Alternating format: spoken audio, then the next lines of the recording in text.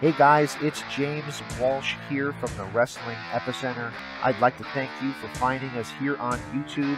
If you get the opportunity, please click that subscribe button as well as the notifications bell. This way, anytime that we upload any new content or new to you content from our archives dating back to 2002, you'll be notified. You can check out what we're up to. Please also check out www.wrestlingepicenter.com for all your wrestling news and information needs, as well as check out our store to keep us running free and clear. Without any further delay, let's get to why you're here. Thanks for checking out Wrestling Epicenter on YouTube. Ladies and gentlemen, boys and girls, children of all ages, the Wrestling Epicenter is proud to bring you back to 3 Count Wrestling. That's right, you're listening to 3CW with myself, Bill Farmer, and my co-host, Chris Ferguson. And today, we have an excellent, legendary interview with Koko Ware. Koko, how you doing? Man, I'm doing great. Man, I'm telling you, I can't do no better. Frankie's doing good, man. We just having a ball, man. And I'm so glad I got the opportunity to get back on 3 Count Wrestling. I mean, man, when I'm in town cruising the street, that's what I listen to, man. The 3 Count Wrestling. Can you believe it? I can't believe it.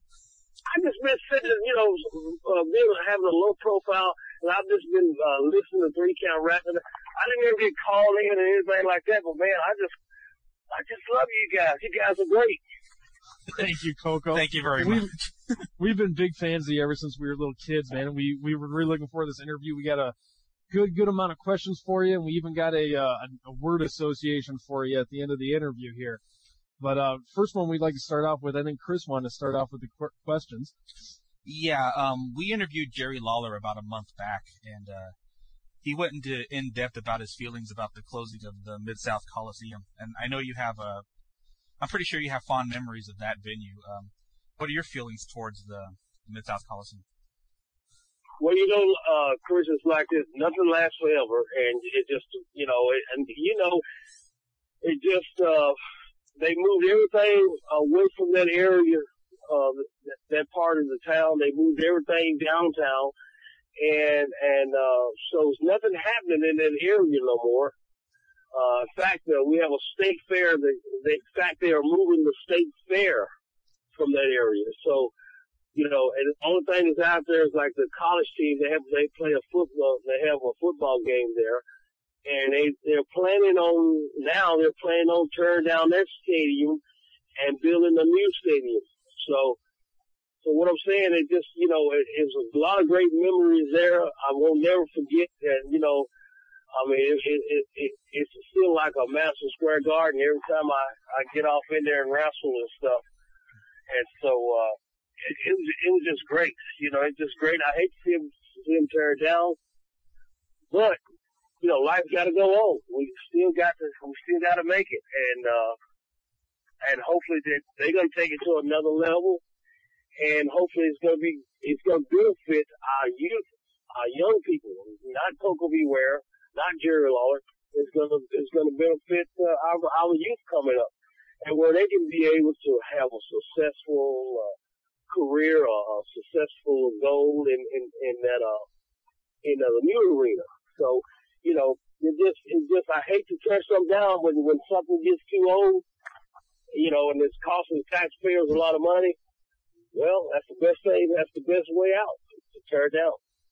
Now, I've been looking all over the place to find this out, and I couldn't find it at all. But who trained you, and how did you get into the business? I got into business just through some friends of mine.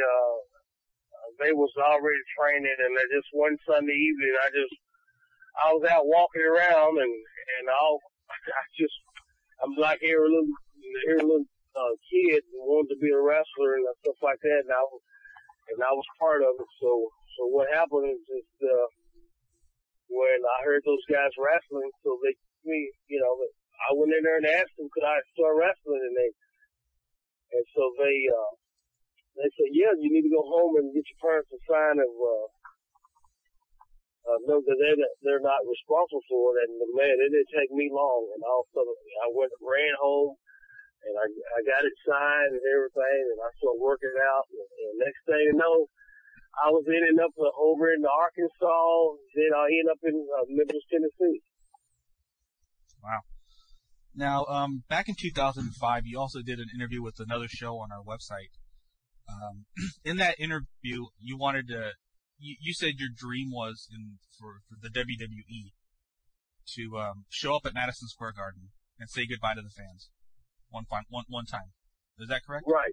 You know what? I still love to do that. I still love to come out of Madison Square Garden one more time, and man, because I know, man, the fans are gonna be great. I mean, I know they're gonna roar when I come out, and it just, man, I just love doing that for the last time, just come out. And I don't want to get jumped on. I don't want to beat nobody up. I don't see myself laying all out and stuff like that and leaving me in the ring, you know, all laid out and stuff like that. I don't want that. I want to come out there with $1 million suit on, you know, from the welfare department, and I just like to, you know, just come out and wave my hand to the fans and say, thank God you all made Koko be what he is today. Now, in October of that year, you were at the WWE Homecoming, I believe, in Dallas. Right. Do you think Vince will give you the opportunity to show up at Madison Square Garden and just say goodbye? I doubt it. You know what? I'd be really, really, really shocked if he did. You know, just and not be able to get participated in some kind of physical activity. That'd just be too easy, I guess. When you wrestled Rob Conway last year on Heat, rumor had it that you weren't too happy about him beating you. Is there any truth to that rumor, and what does it have to do with us? No, I wasn't too happy because I was the only legend that he beat. You know, and then in their turnaround, they didn't do anything. They didn't follow up. They didn't do anything with Rod Conway. In fact, is he still around? I mean, what are they doing with him? Well, supposedly, they fired him from Raw, and they haven't really done any follow-up. That was about 2 weeks ago. Well, that's what I'm saying, but here's a legend, been there for 10 years, and why take a legend and kill his reputation off in one night that was Vince McMahon built up in 10 years? And it doesn't if I'm a legend, you don't beat a legend. You don't go out there, and the legend don't beat nobody either. Yeah, and I know sometimes it doesn't make any sense. He comes out to save, you know what I'm saying? A legend actor, he just comes out to save somebody. You know, he just come out and save somebody, and then the people, oh no, there's Koko Big Ware, there's Hacksaw Jim Duggan, there's Kabbalah, oh there's the Road Warriors, the Animal and Hawk, you know, stuff like that. You know, this is what you call a legend. If you're gonna name us legends, if you're gonna say that we're legends, we didn't treat us like legends because we paved the way for the guys today. Absolutely. So, speaking of legends, one of the things about our show is we love interviewing legends such as yourself and giving you the proper respect that you absolutely deserve because, like we said before we started the interview, we've been longtime fans of yours, and one of the things we hear from legends is that there's a almost criminal lack of respect for veterans in the independent shows. Is that something you've had any experience with? No, you know, they're gonna respect you regardless. It just depends on how you carry yourself. Of course, you're gonna have a lot of young guys out there that don't respect the legends because they wouldn't talk to respect the legends. You know. Mm-hmm. And so what you got to do is you just got to pick up the pieces and go with it. I mean, they know who you are, and you know who you are. So, you know, hey, one thing about it, if you can last, if you can make it to the big time and stuff like that, you know, you can make it. Oh, you have a fan out there, I guess. Yeah, I know. Yeah, that's what I'm saying. Everywhere I go, man, people, Koko, it's just, that's where it is, man, on 3-count wrestling. I'm right there, man. I mean, I can't even sit there and listen to you guys. Somebody, hey, Koko, hey, Koko. I mean, it's roller coaster. I be laying back just cruising the street sometimes. Awesome. Now, speaking of being a legend, what was it like to be immortalized in the video game series Legends of Wrestling? And did you get a chance to play the game? Repeat that again. Somebody's coming up with some loud music. Oh, sorry, man.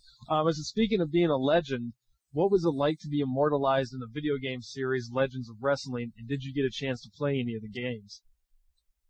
You know what? I thought it was phenomenal that I was a character in the video games and stuff like that.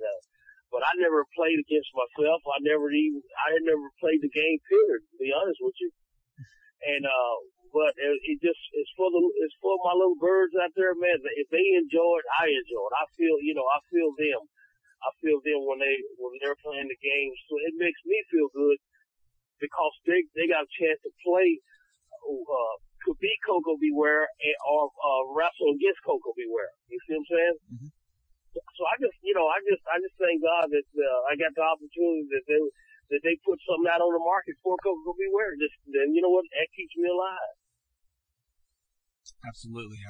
Well, looking back on your career, you've one of my personal fascinations happens to be with the Von Erichs in Dallas, and I have to ask, what was Fritz and Kerry and the Von Erichs like when you were in Dallas? Well, back in the day, man, they was okay. Fritz was all right. The Von Erichs was, they was on another level, and so they was on another level, and the only thing about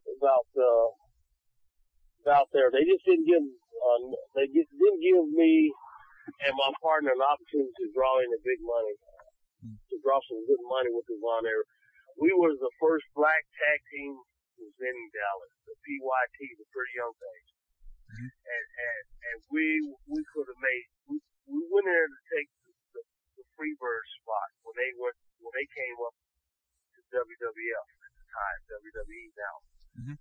But, we came in right behind them and we could have made phenomenal money if they had just pushed us and just had work angles and things with the Von Erichs, and they were so afraid that one of us was gonna get killed or cut or whatever, because man, we tested the water a little bit one night with Chris Von Erich, and we left him laying in the ring, and the people just came in. I mean, they just covered us. We had to fight our way back out of the ring all the way back to the dressing room.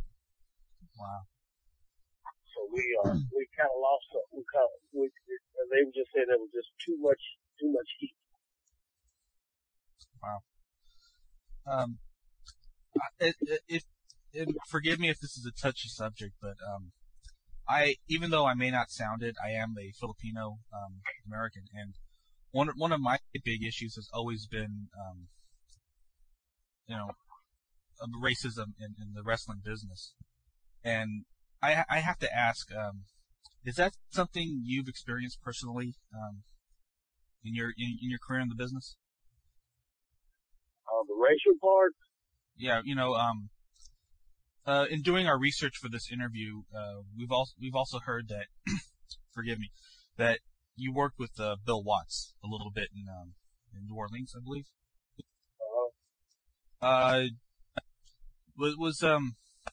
Did you experience much racism with him or with any of the promoters you worked with?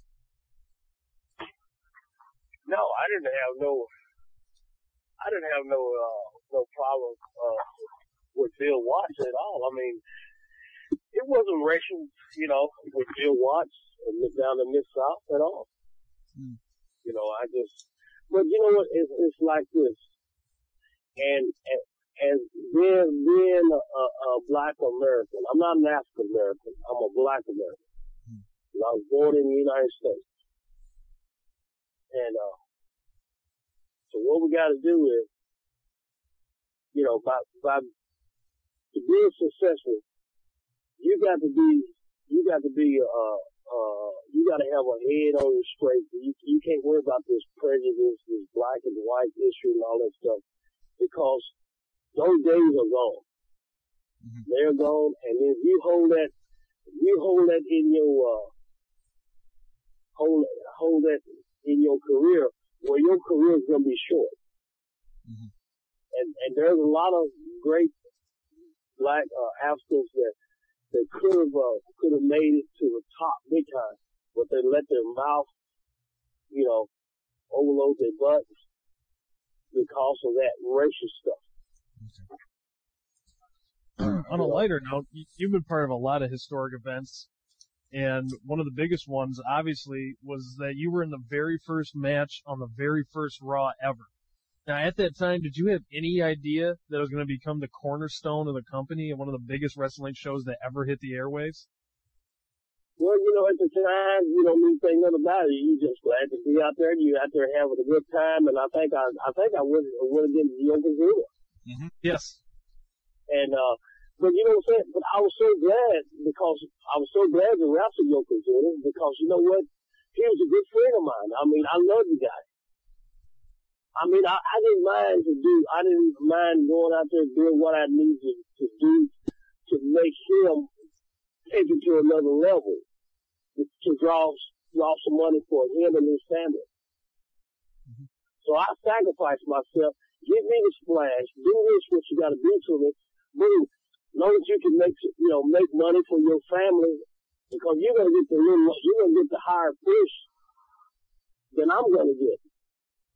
And see, all I want is just to be when you get the higher push, I just want to be on the card so I can get the new grade. Mm. You see what I'm saying? That was my role. My role was to build these guys up. I'm talking about build them up for the main event. But I always was on the card, underneath the card, and I was getting my little payoffs. I was getting, you know, Vince McMahon took care of me on the little payoffs. So, well, we're gonna give Koko Ware. We're gonna give him $1,000. We're gonna give him $1,500.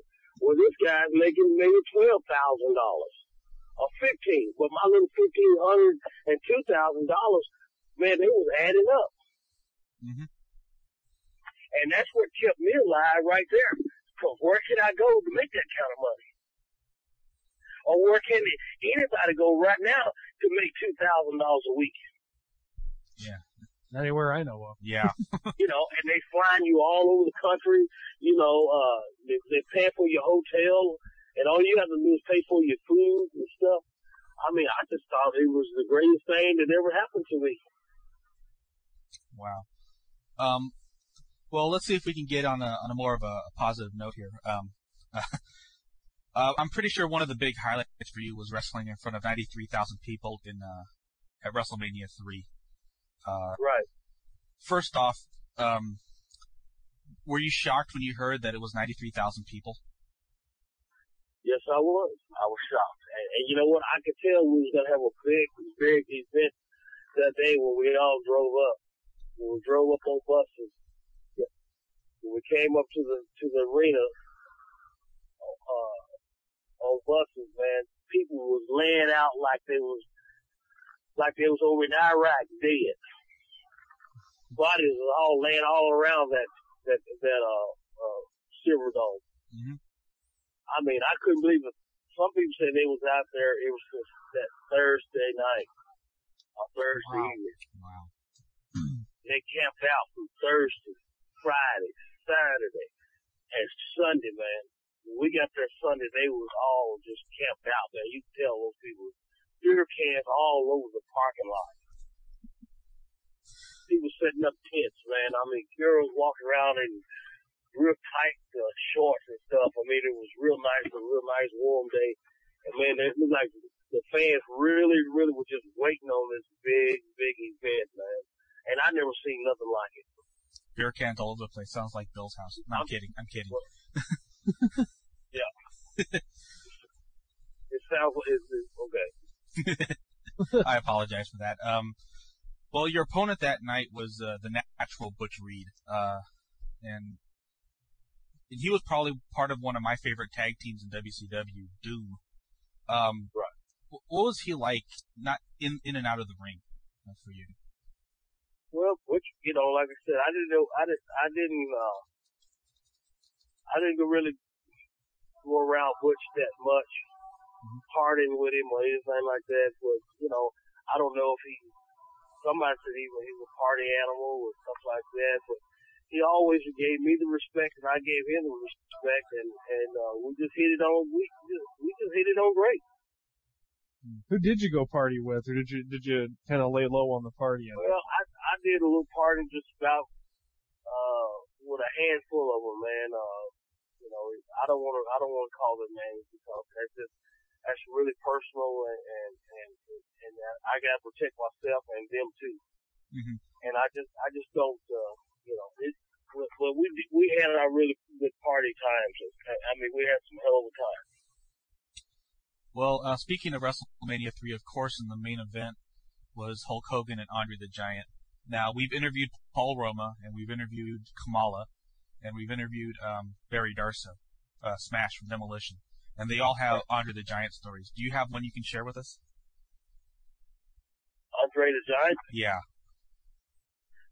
Yeah, I remember one time, Bobby Heenan, he always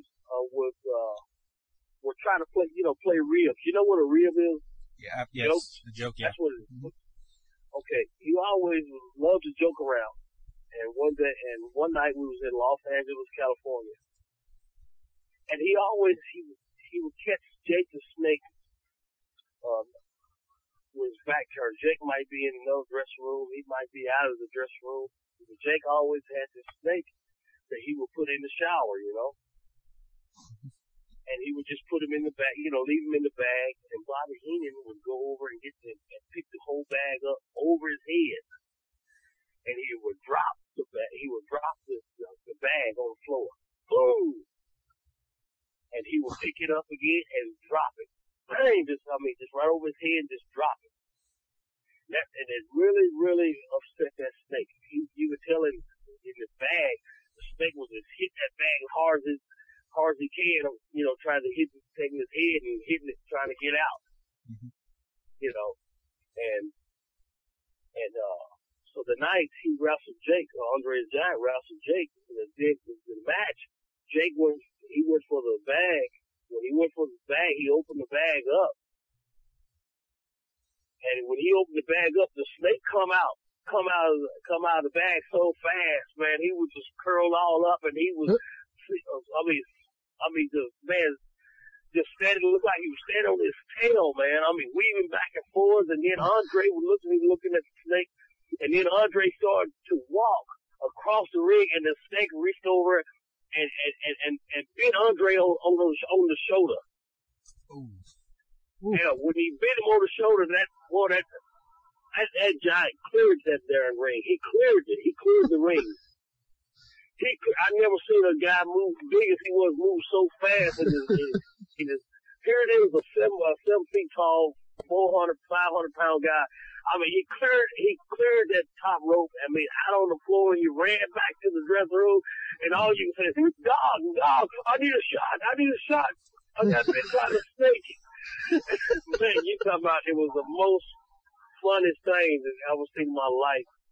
And then the snake, it was just Jake couldn't do anything with the snake that night. The snake slid out of the ring. Now you're at ringside. The snake slid out of the ring, and then the snake stands on his tail at ringside, and he's weaving back and forth, looking at the people. Now you know what those people did, don't you? Oh, ran. They cleared that ringside. I'm talking about, rectum, everything, with all kind of ways. Wow. And that was, man, and there was one little guy that reached he laid on the snake. He laid on the snake, and then Jake, finally put the snake in his bag. He helped Jake. He was a snake trainer, so he laid down on the snake and helped Jake out.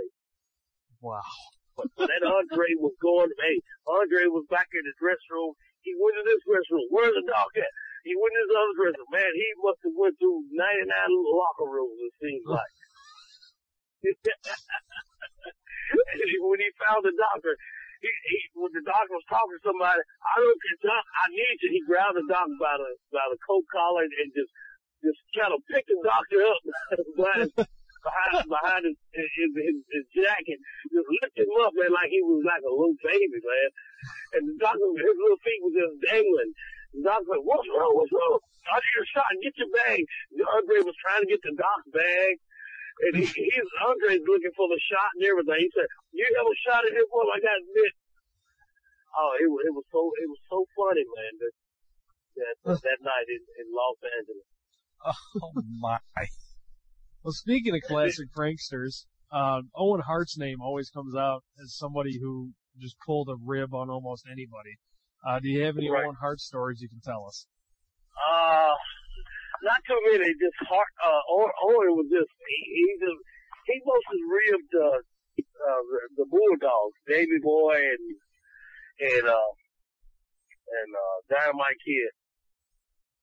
But I tell you what, the classic of them all was the Iron Sheik.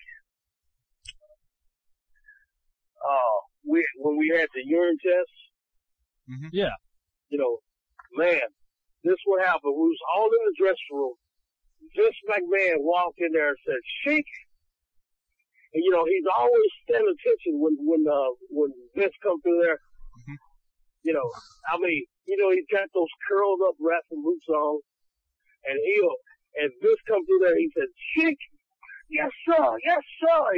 Well, he jumps up, man. He does a kitchen. He starts playing with his little beard, twisting them all up. He said, "Sheik," he said, "you tested positive for cocaine. Thank you. Thank you very much. Thank you very much." I told Nikolai Volkov that the Sheik was clean. Thank you. Thank you. See that, Nikolai? You ignorant son. So, I told you I was clean. And but everybody hit the floor. and because he didn't know the difference, he didn't know. Mm-hmm. When Vince says positive, oh man, he just said, this dude, he was all right. He got to marching around the dressing room and stuff. And man, I'm clean, thank you. He started hitting himself on the chest. And then Vince told us, "I tell you what, Chief, I'll be back in a minute. I'll be back in a minute." So finally Vince came back. He said, "Sheik," he said, "what I meant you had cocaine in your pee-pee." Sheik said, "Seriously? I'd be damned." He said, "That Don Morocco must to give me this stuff."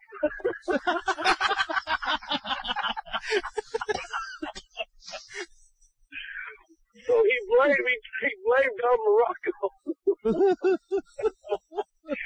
And Vince said, "Don," and boy, Don just he just dropped his head. Oh my God. But that was so funny, man. But other than that, but he passed the urine test, but she didn't understand. Yeah. Thank Wow. you. Yeah, we love a good Iron Sheik story too. Oh my Yes. God, yeah. And you know what? He was the only guy that Vince McMahon fired for, I think it was like 6 times, and brought him back 6 times. Oh, wow. Wow. I said, how lucky can you be? I said, Sir, Sheik must have 9 lives, man. yeah, I'm telling you. And every time he brought him back, everybody applauded him. He always comes back when he's a guy, and everybody just stand up and give him applause, man.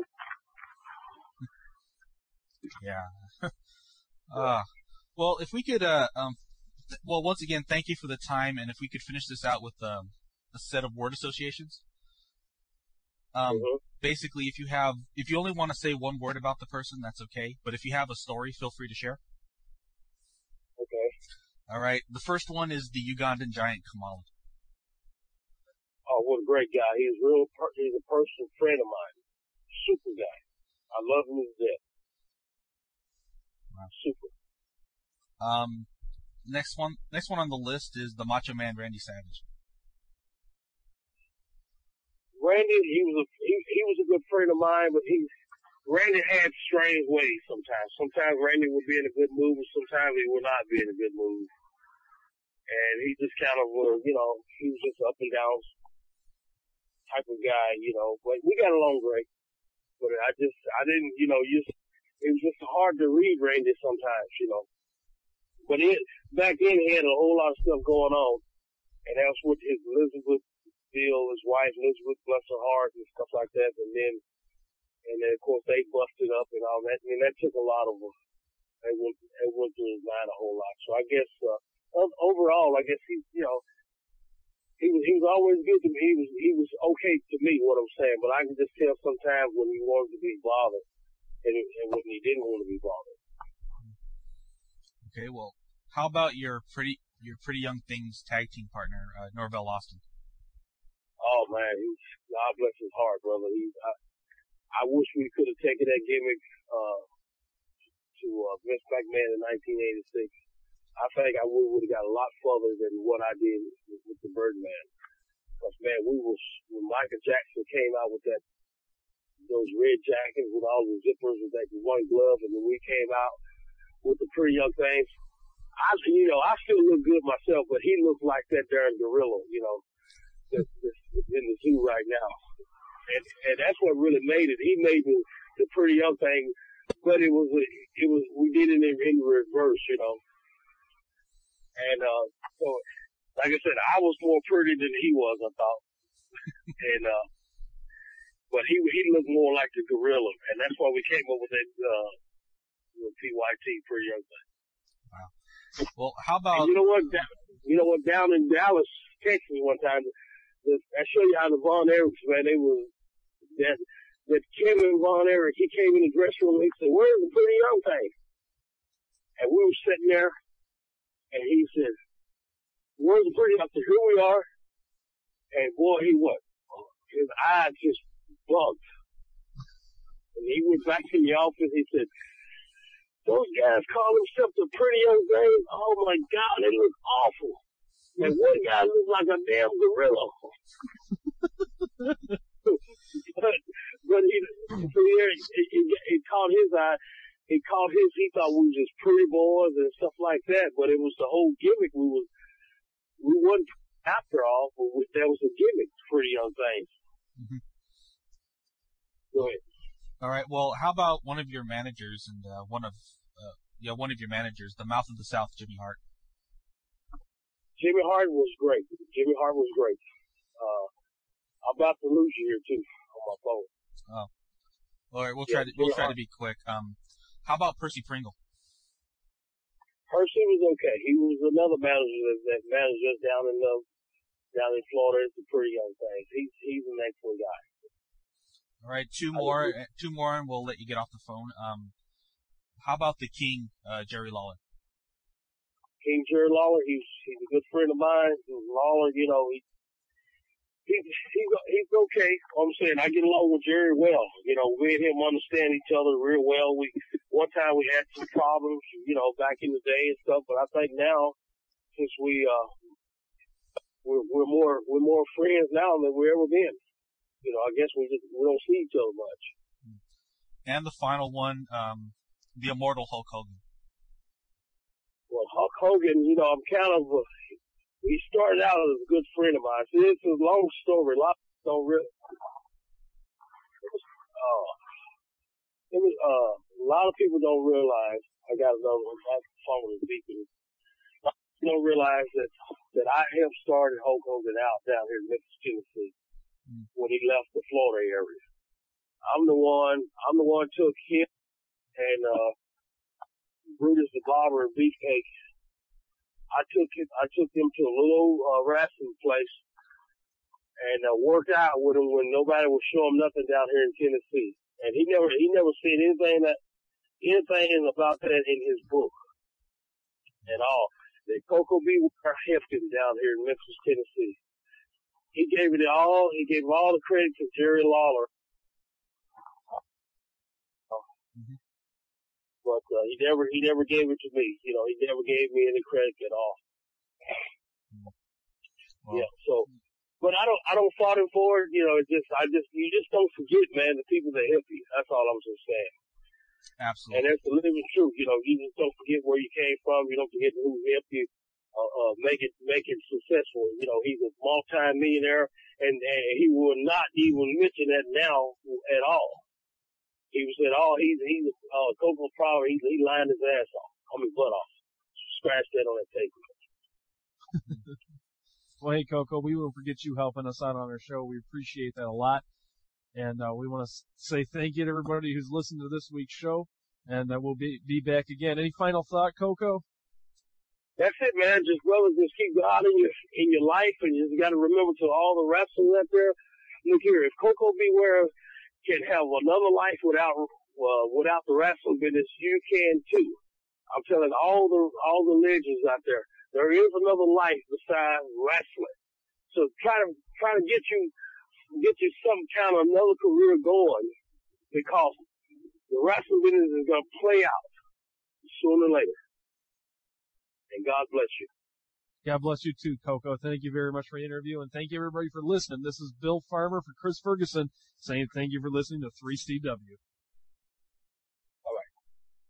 My name is James Walsh, and I'd like to thank you for checking out the Wrestling Epicenter here on YouTube. If you have not done so already, please do. Click that subscription button and the notifications bell. This way you'll be notified anytime I upload any new or new to you classic content from our archives that date back to 2002. If you get the opportunity, please also check out www.wrestlingepicenter.com for all your wrestling news and info needs, as well as our store to keep us going free and clear.